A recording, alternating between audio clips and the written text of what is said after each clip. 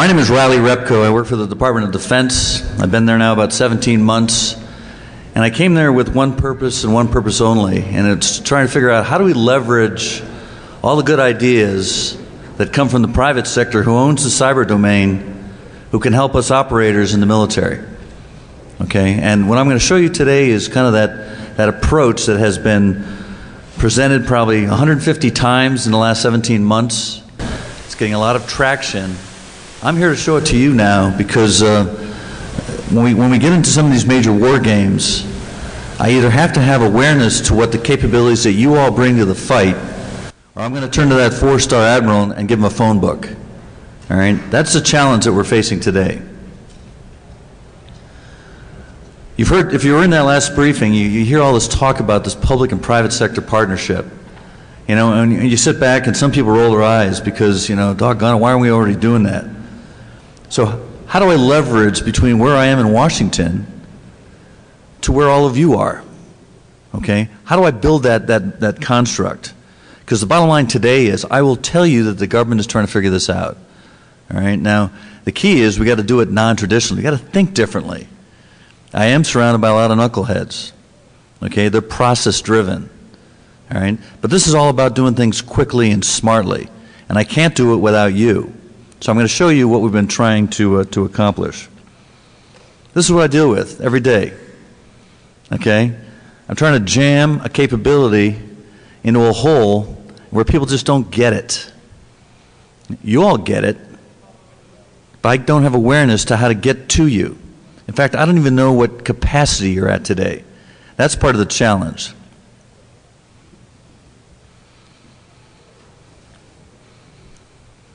There was a gentleman that made a comment last time in the last meeting that said, you know, are you only talking to companies? Well, there are people within the U.S. government today that focus on the defense industrial base, okay, that handful of large companies, General Dynamics, Lockheed, Northrop, and all due respect to them, but the preponderance of intellectual capital resides with some of these folks here in this area. And this is my first black hat, my first DEFCON, and I think my first black shirt. And I'm delighted to wear it, but my interest is to be able to leverage each one of the communities of interest that you see up here. The academics, the research community, young bucks that are out here that are researchers in and of themselves. I need to tap into you. I know you're thinking about intellectual property and thoughts. Hold on, I'm well aware of the sensitivity. When we talk about corporations, we're not just talking about the big guys, we're talking about small businesses. All right, those innovative firms, 3 or 4 people that work in the basement. The venture capital community. You know, wouldn't it be nice to have an investment team sitting there willing to help you? In fact, wouldn't it be even smarter to have the government co-invest in that opportunity? Now, how do we do that? I don't want this managed by the government. I want this managed by the private sector. Why? Because I understand accountability. I understand deliverables. I'm all about making sure things happen. That bottom circle, all right, those are the wizards I'm referring to. I showed up at a major war game in May, 600 military, and we were talking a Pacific scenario, okay? Part of my team were the hackers and patriots. They're my advisors. Why? Because when we saw something happen that I didn't understand, I would turn to that one advisor who had his network of hundreds of advisors. And they would go out and say, how would you approach this? All right? That was the value. This is all about the one on many principle. If I know one of you and you have your network, now we have the opportunity to actually, you know, to work it out. Entrepreneurs, okay? This is all about thinking differently. You're the thought leaders. And finally, the government departments. But I have a bunch of hard nuts I got to deal with. Okay, I'm not talking just about people. There's a trust issue out there. Okay, I work in operations and requirements for the Air Force, and I'll tell you to this day, not too many cyber requirements come across my desk. That's concerning. Okay. On the other hand, I'll walk down to the hall to a different service, Department of the Army, Department of the Navy, and you'll find that they're doing very similar things, but we're not talking to each other. That's ludicrous. Okay, if we have a limited amount of money and we're not talking to each other, and the domain is owned by you all, We've got to figure out the mechanism that allows for that to happen. So this is what I did, literally. I walked into my office one day and I drew a line down the middle of a piece of paper. I called one side public sector and the other side private sector. And you see in that little gold part up there, I said the private sector is made up of big and small business. It's made up of the labs, the research community. It's global in nature. But teetering on that line is government. Can't get away from it. Am I going too fast for anyone? All right, this is not rocket science at all. But these are the two questions that keep coming up. Hundreds of companies of all sizes come to me and will say, Riley, what are your requirements? And I'll say, what can you do? What's out there? What special capability can you bring to the fight? I have got to have awareness to that in advance so I can build my playbook when a war game happens. So I need something that captures all of that. What I've got now is this donut, this neutral entity that I'm pushing. Some entity that allows us to broker, collect information, and reach out to all the knowledge nodes that you see out there, both on the left-hand side of the screen, as well as within the private, as well as in the public sector. So what's a knowledge node? Knowledge node is you, it's the company you work for, it's the solution you may have developed, it's the process, it's some issue that's both domestic as well as international. I, however, have to be able to get to it. Now, there's a mirror image, as you see. There's knowledge nodes that sit within government. And that's a lot of the academic institutions that are out there who do a lot of good things, but there's a lot of redundancy, and I've got to have awareness to the best of breed from all those best practices in the databases below. But as you grow this, I got to have governance, okay? I got to have some type of board of advisors sitting on the private sector side. Now, how are they picked? I don't have a freaking clue. But I can tell you, having sit and run on publicly traded boards, that how difficult is it to identify a mix of talent from a big business to a small business to a hacker to an advisor to an academic, and have them be incentivized to be part of the team for 13 or 18 months, rotate, bring in new talent, and then talk to the folks on the public sector side, individuals like myself, who have my own network, okay? This is where the seeding and feeding of challenges ought to take place.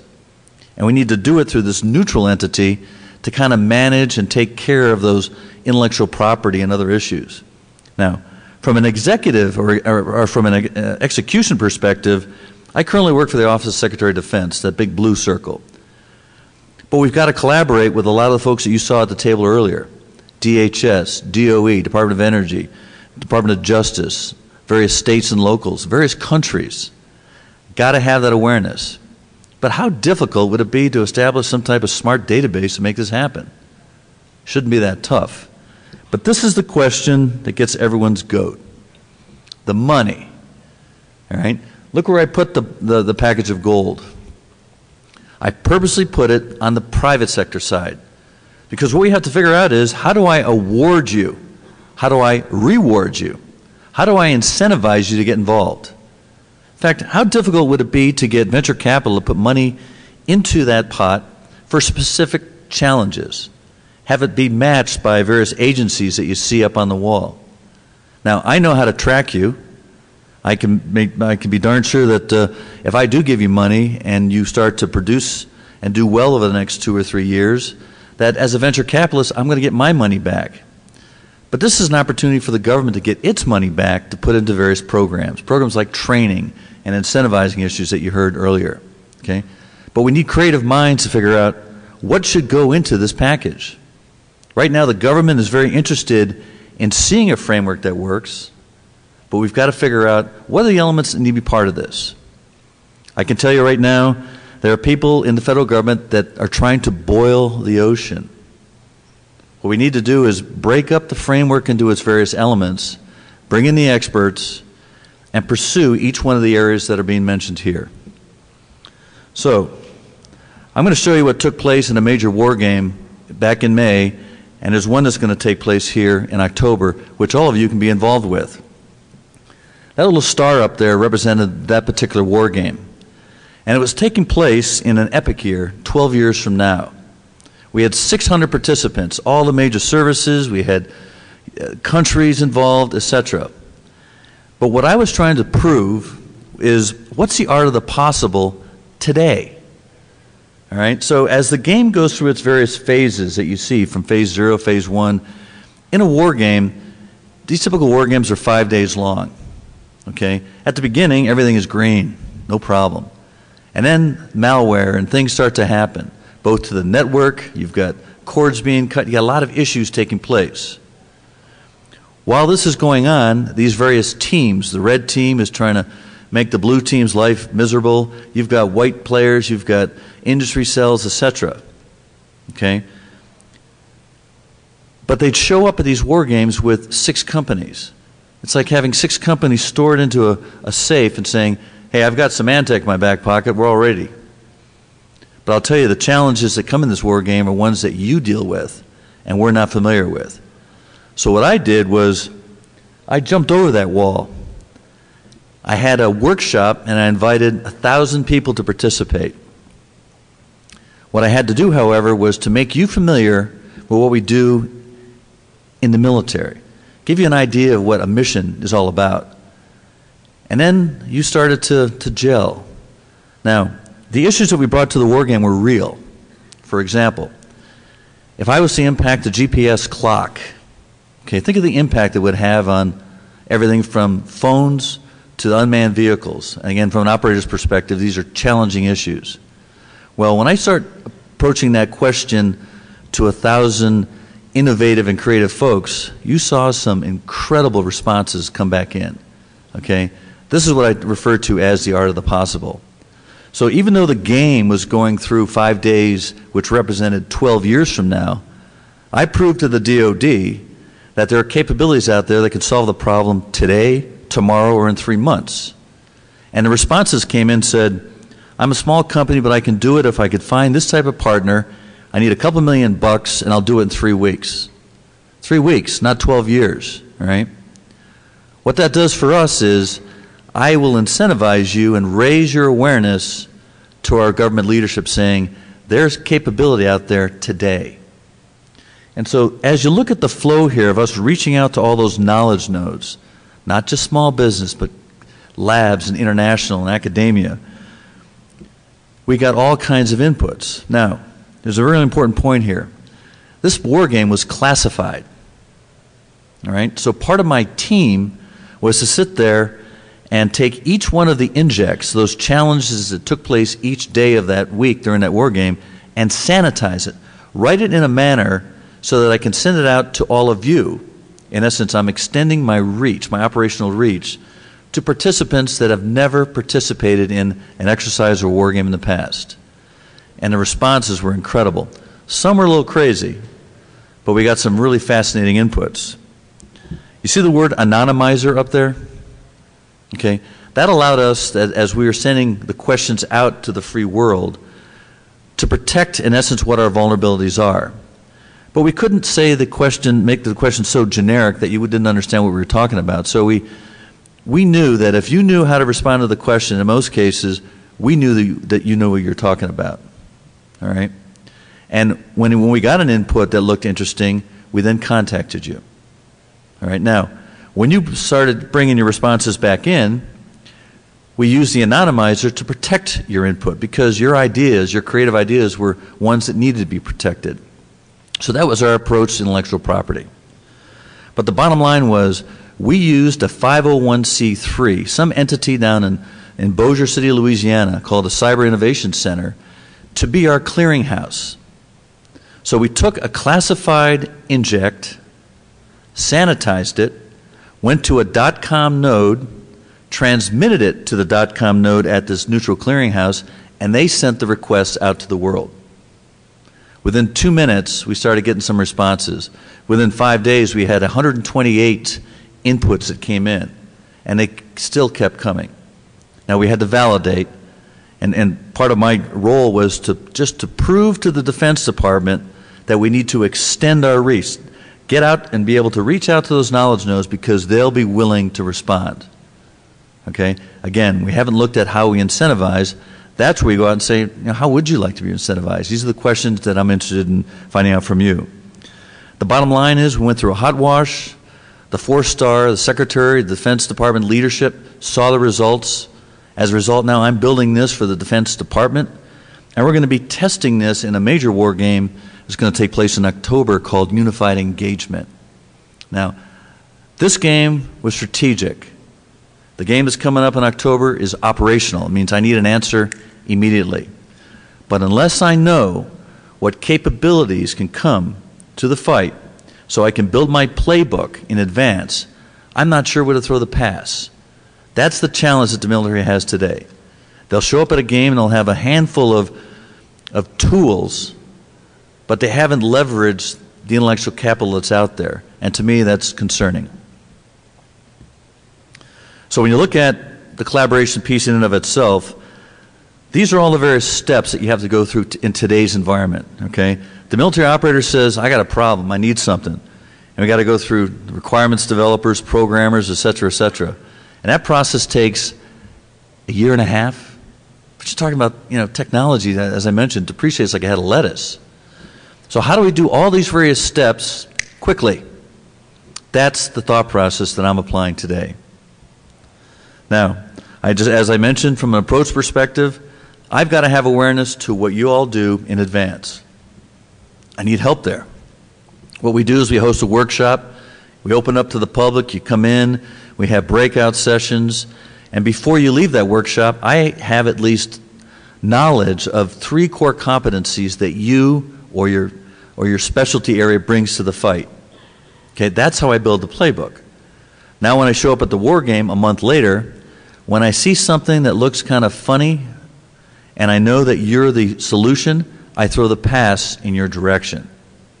Okay? Sanitizing the war game, the next big challenge that we have. Right now the government is very open towards getting away from traditional clearance management. Okay, and it's not perfect yet, but this is an opportunity for us to now reach out to you and allow you to respond to our challenges by sanitizing a classified issue. The trust issue. In order for us to maintain trust, we, even in government, have to always be talking to each other. Okay? Having an industry cell made up of folks like yourself at a war game is nothing novel. The problem is, the guys, the leaders that wear the stars on their shoulders that push the button, if they don't know anything about you, and you may be sitting 10 feet away from them, they're not going to rely on you because they don't know you. They don't have the confidence in what you bring to the fight. So we've got to ensure that we're always communicating. They have to have awareness to what you're all about. Using a neutral clearinghouse is a new way of thinking because that entity becomes the broker, it becomes a repository, and if it's neutral, it doesn't have a stake in the game. It's not Northrop Grumman, all due respect to them, running that entity. It's some neutral entity like a 501c(x) that allows us to do everything that we're proposing here. The anonymizer ensures that from an intellectual property protection, I'm protecting your creative ideas. At the same point, you're helping out the operator. But here's a really critical issue, the right mix. When I show up at a war game, I got to make sure I have my Jack Bauer team. Okay, they got to be the top of the game. They have to know their business. They have to know where to look. They have to be able to assist us with the game. And it's not just all Air Force or all military. It's a mix of individuals that are in this room that make this palatable. At the end, we go back and we look at the lessons learned and we throw the questions and the challenges back out to you saying, how could we have done this better? All right? That's what this is all about. That's the collaboration that we're looking for. And again, this is not for free, because I know for many of you, yes, you have a lot of patriots out there, but we're here to incentivize your attention. Okay? How do we do it? Well, I need some creative ideas there. But putting a pot full of money out there and having it sit there and knowing that we can spend it quickly, well, that makes a lot of sense because there's a lot of models that work from that. But we've got to take a look at that carefully. And then we've got to continually rehearse a lot of these war games, these tabletops, so that we're proficient. These are the types of companies that I brought to the fight. Okay, so when I talk about Black Hat, I went to Jeff Moss. I said, Jeff, I know you have a lot of talent in your back pocket. When I see a challenge related to some type of malware that I have no clue what it is, I'm going to share it with you. I don't need to know who you talk to. Help me get an answer. Okay? There's one little company up there called PGMP, Pretty Good Malware Protection. It's like 3 people out of Austin, Texas. All right? This is the type of talent that I see out here today. These are the groups, again, one on many. I go to a trade association. I don't need to look at every company. I go to the leader of that association and I say, how many companies in Tech America know anything about cyber? How many understand CNA, C&D, C&E? How many of them are small, innovative companies? Okay. They should have that answer. If they don't, basically, that's part of my concerning issue. So in conclusion, and I'll be delighted to take any questions you may have, more than 85% of the critical infrastructure is managed by you all. So when the government comes in and tries to modify the acquisition cycle and says we need to do it ourselves without talking to the private sector, there's something wrong with that discussion. Okay, we need to really think about how do we leverage the talent from the private sector, which includes big business, small business, academia, patriots, hackers, venture capital. We've got to be able to think beyond the DIB. All due respect to the defense industrial base, a lot of the innovators move a heck of a lot quicker than those big companies. Trust, huge issue. How do I go beyond that? I got to have awareness. I got to be able to know who you are. I got to work with you. I got to understand what you're up against. Having capability awareness is a real issue. I will tell you that I've met with hundreds of really cool companies that come to my office and they sell a certain bell or a certain whistle. But the concern that I share with the Defense Department is this: I don't know what capacity you're at. So if I get hit in a major malware, something really happens, and I tap you on the shoulder and say you're in the game, and then you tell me, well, Riley, I'm only about 20% there, I got a problem. I got the clock ticking, all right? I got the 4-star up there wondering how we're going to fix it, and I got to figure out how I'm going to integrate a challenge while the hacker is doing what the hacker does well. So I've got to have the awareness of what's out there today. I believe that the neutral, having some type of neutral clearinghouse, something independent, has real promise. I've written about this online. There's thoughts out there, but I'm wide open to suggestions on what ought to be included inside of that entity. It's not just one entity. It could be hundreds of neutral entities, all talking to each other and managing all the knowledge nodes of companies and capability that are out there. Okay? The key here is speed of need, not speed of thought. And this is not about me. This is about we. All right? And we're trying to leverage that. The sanitization process was not easy for me to get the blessing from our leadership, but they knew full well that because the preponderance of expertise is out there, I needed the ability to go out there. So they provided me with sanitizers, specialists in security. Now, how difficult was that? I just asked the question. Okay, it works. These are the types of new thoughts that we're trying to get. And finally, let's stop trying to boil the ocean. Okay? This is hard work. But if we break it down into the elements, and if you're a specialist in one area versus another, well, those are the various teams that we need to do. All due respect to the White House reports that came out that said we need to have a czar, and I got that. We've been there, right? That's up here. Now we need to build something, take action. And that's what this is all about. Okay, so I can tell you the last 17 months has been a tremendous opportunity, but the key here has been I don't do a day without talking to my private sector partners, and I meet more of them day by day, and that's really the incentive that drives me to that parking lot at the Pentagon and has me work long days to try to figure this thing out. So that concludes my presentation. I'd be delighted to take any questions you have. I still have about 15 minutes, but thank you all very much. Thank you. Question? I think they want you to use the microphone.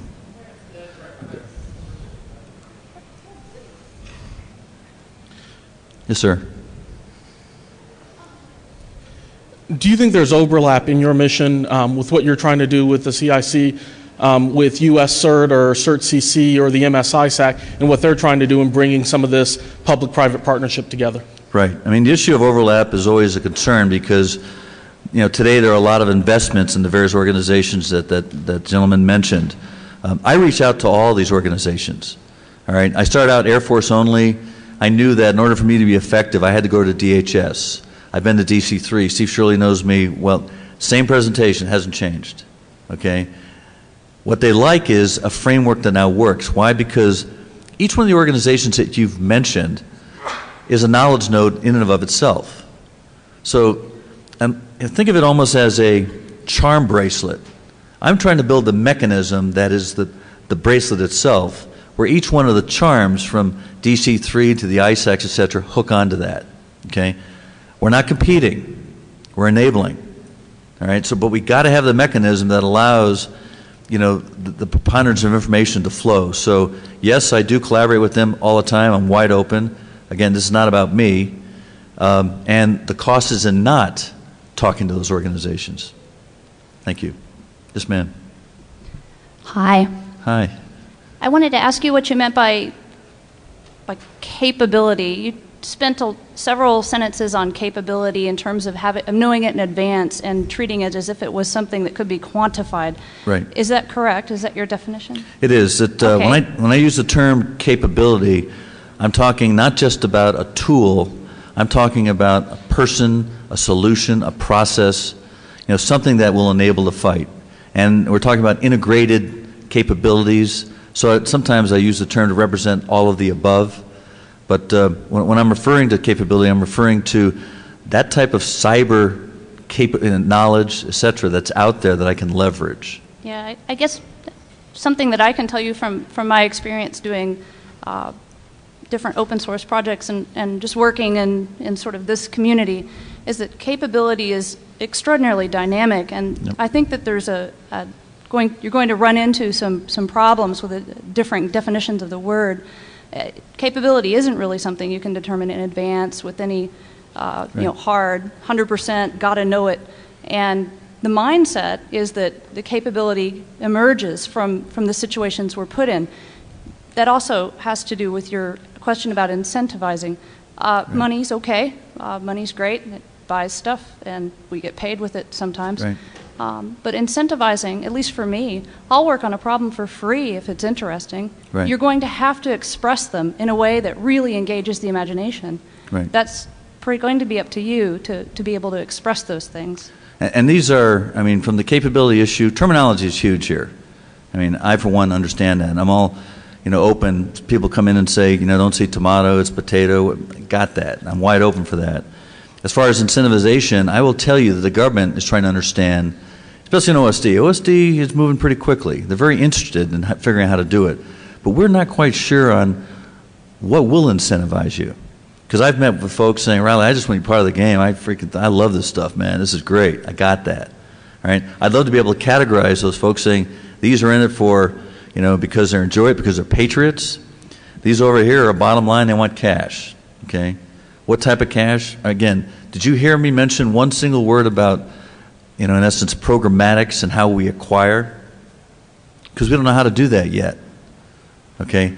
And the reason is to turn to, if you've ever worked with the government, we have what's called the FAR, the Federal Acquisition Regulations. It's called Nightmare. All right? And that's the incentive of why most people are not incentivized to even work with the government. So if we had this clearinghouse that could very quickly allow us to, purchase that solution, that service, that tool, whatever. But what the government, in many ways, are considering today is they mean well, but they'll turn to their typical government group. If you're in the Air Force, a handful of majors and lieutenant colonels, and say, I need for you to think differently. Okay, these are folks that never spend a single day in the private sector. I need for you to change a 40-year-old acquisition cycle. Okay, do it quickly and make sure you incentivize those that are out there. And let me tell you, you don't even want to read that stuff. So having your input, in essence, understanding what will incentivize your participation. Yes, what you also want to know that when you do participate, that you get some type of attention for it, whether it's monetary or just that representation. I get that. Okay. How does that fit into the clearinghouse? Help me out. Okay. Is it a blog? Is it an active thing? I mean, are there new ideas out there? The more clarity I can get, the better off we are all going to be. But great question. Thank you very much. Yes, sir. You talked a lot about the framework, and I was just curious is if this were successful and created some useful byproducts, would your plan to be to open that to the public, or would it be to keep it within DoD or government or something along those lines? If I didn't make it clear, this is being proposed to be really the entity for public and private sector participation. And the last thing I want is for this to be managed by the DoD or DHS. You heard from our last panel some of the frustration that takes place. Okay? So you've heard of FFRDCs and 501c3s. These are, non-for-profit entities. I mean, if there's something new out there, let me know what it is, because we want to make sure that legally it works. But the key is, when good ideas start to permeate, we've got to be able to share those. So that is a key byproduct. Okay? But hooked into that clearinghouse are all the various entities. So right now, this framework is a little at 64,000 feet. As you start to break it down and say, okay, you and me, we're part of the framework team. We're going to figure out what goes into that framework. Well, we want it to be a common operating picture, want it to be a repository, we want it to be this and that. Okay, those are the types of things that need to go into that. And of course, we've got to be able to share the information. Thank you. Thank you, sir. When the military was looking at how to manage kind of the out-of-war component of its resource pool, they turned to essentially the National Guard component that said, right, why don't we have a component of soldiers who train, not every day, but train infrequently and are and essentially ready to be called up into service whenever this happens. Right. Have they considered a kind of National Guard, in a sense, component for this, where you in fact incentivize by saying, okay, we can make it an almost kind of paramilitary type arrangement. You can put it in an infrequent training arrangement where you can say, we're going to pay you like they pay guards, National Guard soldiers. Yep. You get a training component that's in place, and again, a kind of disciplined, flexible component that could be brought in on a regular basis, done in that setting where the incentive is to say, yeah, you're going to go out and work a weekend every 6 weeks or whatever, or 1 weekend a month, or however the National Guard is structured. But do it in a way that it's additional income, but it's also recognition for what they're doing in terms of ranking. Yes, I mean, what you're identifying is a model, is a model that exists today. Now, I'm a retired Air Force Reserve member. Guard and Reserve make up what's called the ARC, the Reserve component. Now, just assume that these individuals that participate in the Guard and Reserve, they have other jobs, and many of them do the things that you all do. They're the closest thing within DoD to the private sector. Okay, we know that. So in that war game that I just showed you, the Schriever war game, one of the nodes, when I was presenting it to our leadership, said ARC on it, because it's easy for us to go into our files and identify Captain so-and-so, Major, Lieutenant Colonel so-and-so that works in this company and that company, who brings certain types of expertise there. Okay, so absolutely, these are exactly the types of nodes that we're hooking into. I mean, having spent 22 years as one of them, there's huge value in leveraging the expertise that they bring to the fight. It certainly seems that foreign governments are doing this very type of thing. I mean, that's exactly, if you look at Brazil, if you look at China, you look at the way that they're essentially bringing on very young individuals, but essentially creating that kind of paramilitary arrangement where they belong to this group, and that group has an affiliation and allegiance to the group that's training. I understand. I mean, as I mentioned in the last discussion, the military thinks very traditionally, all due respect to that. Okay, they're regimented, they're here to take care of all of you. Okay, but when it comes to the cyber domain in which the intellectual property resides with you, our approach is to basically walk up to an engineer in our military, wave a wand over him and say that you're now a cyber expert. Okay, does that make any sense? So I sit back saying, literally, you can't train these individuals fast enough. So we need a new mechanism. How difficult is it to have a couple of cyber experts but form a relationship with the private sector where you help us jumpstart from where we are today to where we need to be tomorrow, which is at your level of competency. That's the partnership that has to take place. Okay? Thank you very much, sir. You've, excuse me, you've touched on a couple of the issues that inherently make this a difficult relationship with the FAR. My initial question was going to be, once the capability was described as being available to you in 3 weeks, how long did it take you to procure that capability? I suspect it took longer than 3 weeks. With that in mind, this community, the Black Hat community, inherently we come together for a love of attacking processes and finding the chinks in the armor, the breakdown in the processes. So to approach it with the traditional idea of process-driven frameworks is going to be a difficult marriage indeed to achieve with this kind of culture. Have you considered looking further again at the open market model and essentially becoming, if you will, a large investor in that model in such a way that based on performance, we reward the performance rather than rewarding maybe what is going to happen out into the future, right? And trying to fit a niche or a requirement now rather than, it's not perfect, but clearly we've run economies, we occasionally have breakdowns, but I would suggest that our country has a long history of, based on past performance, going with right. investment into the future. Right, and I clearly understand where you're coming from. So to be able to reward, to be able to identify, I mean, for many of you, they had, within the Department of Commerce years ago, they had what was called the Malcolm Baldrige Award. Reach out to the world, identify all those good things from companies and give you the recognition, because these were companies, small, big and large, whatever, that got great attention.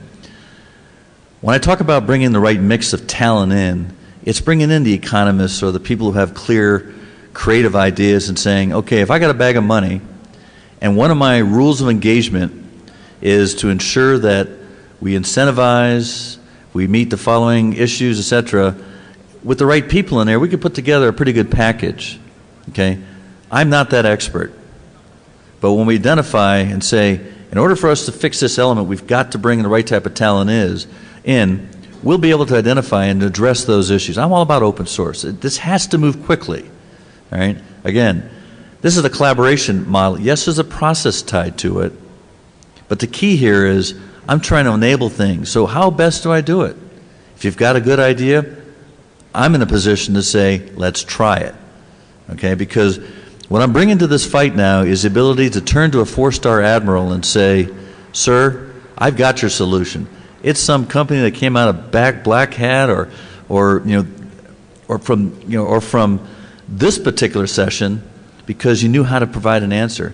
He won't care anymore about what you're all about, but will care that you brought a solution to the fight. I'm trying to build a mechanism that puts the two together. Okay, sir, I get it. I think I have a chance for about one more question based on time. Yes, sir. My question is also around incentivization, but in a bit of a different way. Foreign governments oftentimes celebrate their independent researchers, or whatever you want to call them, the hackers. Right. Whereas we get a lot of mixed messages. You have the DMCA and the upcoming ACTA, which try to squash independent research, security, vulnerability research, exploit development, that whole deal. Right. That's going to hamper us in the future. And I think what would help us is some heavy hitters that go in there and say, let's get this legislation right. I'm tired of being told to go talk to my congressman. I think if we had some heavy hitters in there saying, well, let's get the legislation right to actually encourage people to keep closing the holes in the software and to develop these skill sets, that'd make a big difference. See, I applaud that question. I mean, just remember, a congressman is in Congress because of your votes. And they'll spend 90+% of their time ensuring that they get your votes. Look at the size of Black Hat. Look at the size of this organization. You've been around for 18 years, for God's sakes. You've got a supporter in me, okay? However, I need to be able to rely on Black Hat. I could see that this organization, between Black Hat and DEFCON, forming their own legislative team, because look at the numbers of people here. The legislation that's coming out of Congress today, out of the White House, out of Capitol Hill, etc., are looking for answers. However, they're turning to the same traditional mindsets, and the thought process that they're throwing into this legislation just seems so basic, all right? And it's not going to solve the problem that you're all looking for. Part of the opportunity here is to be able to have a voice from not by Congress, but by you all. Because I'm talking the numbers that you bring, I guarantee you the members are going to listen. All right, so, you know, this is my first time here, and I look at the creativity, and and I enjoy my black shirt, and I'm really impressed by what y'all are going to bring to the fight. However, my biggest concern is how are we going to leverage this? And whether it's through Moss and his team or the executive body that makes up these two groups, the cost now is in figuring out how we can make sure that there's an ear in Washington that's listening to you. Thank you all very much. I'd be delighted to answer any questions later as well. Thank you. My name is Riley Repko. I work for the Department of Defense. I've been there now about 17 months. And I came there with one purpose and one purpose only, and it's trying to figure out how do we leverage all the good ideas that come from the private sector who owns the cyber domain, who can help us operators in the military.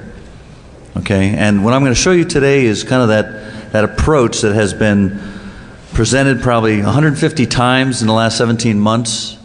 It's getting a lot of traction. I'm here to show it to you now because when we get into some of these major war games, I either have to have awareness to what the capabilities that you all bring to the fight, or I'm going to turn to that four-star admiral and give him a phone book. All right? That's the challenge that we're facing today. You've heard, if you were in that last briefing, you hear all this talk about this public and private sector partnership. You know, and you sit back and some people roll their eyes because, you know, doggone it, why aren't we already doing that? So how do I leverage between where I am in Washington to where all of you are? Okay? How do I build that construct? Because the bottom line today is I will tell you that the government is trying to figure this out. All right? Now, the key is we got to do it non-traditionally. We got to think differently.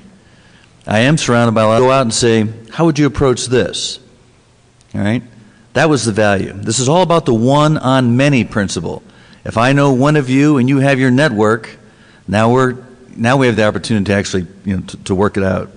Entrepreneurs, okay? This is all about thinking differently. You're the thought leaders. And finally, the government departments.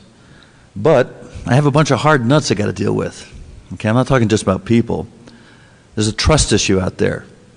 Okay, I work in operations and requirements for the Air Force, and I'll tell you to this day, not too many cyber requirements come across my desk. That's concerning. Okay? On the other hand, I'll walk down to the hall to a different service, Department of the Army, Department of the Navy, and you'll find that they're doing very similar things, but we're not talking to each other. That's ludicrous. Okay? If we have a limited amount of money and we're not talking to each other, and the domain is owned by you all, we've got to figure out the mechanism that allows for that to happen. So this is what I did, literally. I walked into my office one day and I drew a line down the middle of a piece of paper. I called one side public sector and the other side private sector. And you see in that little goal part up there, I said the private sector is made up of big and small business. It's made up the labs, the research community. It's global in nature. But teetering on that line is government. Can't get away from it. Am I going too fast for anyone? All right, this is not rocket science at all.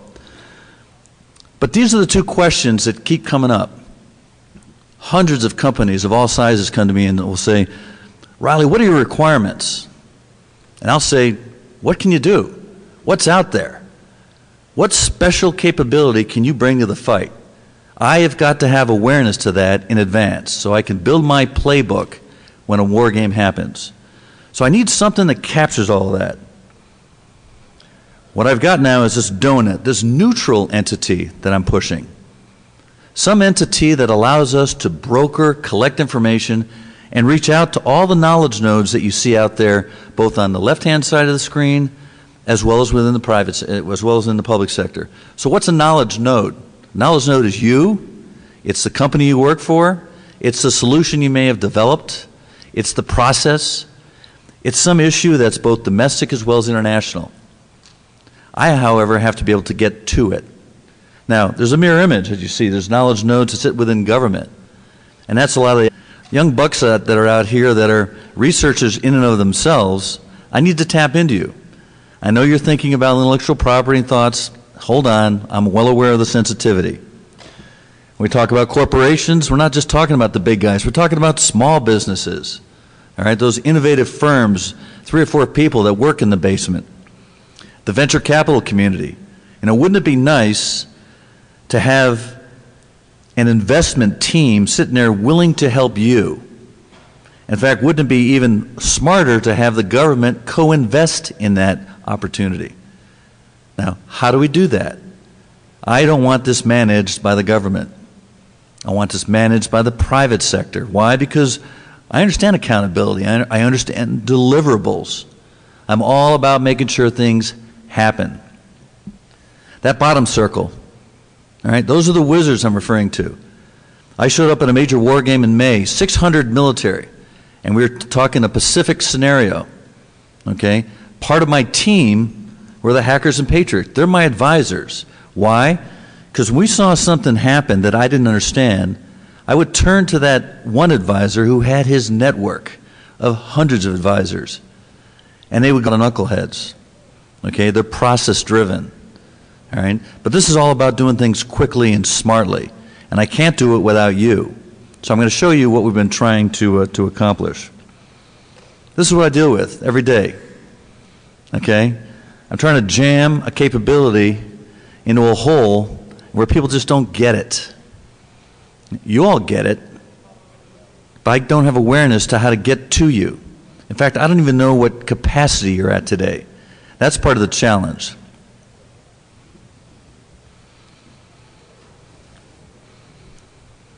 There was a gentleman that made a comment last time in the last meeting that said, you know, are you only talking to companies?